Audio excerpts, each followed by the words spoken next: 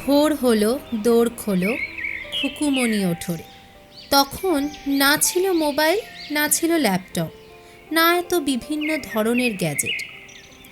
খুব উচ্চবিত্তদের ঘরে alarm clock থাকলেও সাধারণ নিম্নবিত্ত বা মধ্যবিত্তরা এরকম কবিতার আওয়াজ বা পাখির কিছু কিচিরমিচির বা কোনো কোনো বাড়ির গানের রেওয়াজের আওয়াজেই ঘুম ভাঙত।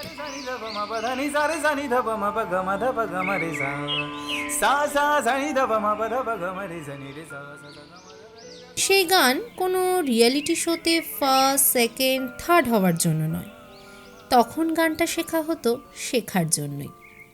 এখনও শেখা হয়, কিন্তু এখন বোধহয় সোশ্যাল মিডিয়ার লাইক, শেয়ার আর রিয়েলিটি শোর আলোয় ঝলমল হওয়ার জন্য। ঘুম থেকে উঠে 1 কাপ দুধ খেয়ে দিদির হাত ধরে ভোরবেলা কাঁপতে কাঁপতে উঠে টিউশন পড়তে যাওয়া।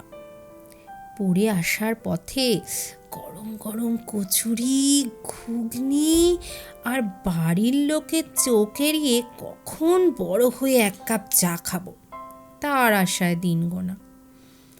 মাঝে মাঝে মনে হতো পল্টুই ভালো আছে, ও কি সুন্দর পড়াশোনা করতে হয় না, সকালবেলা উঠে আগুন পোহাতে পোহাতে চা বিস্কুট খায়।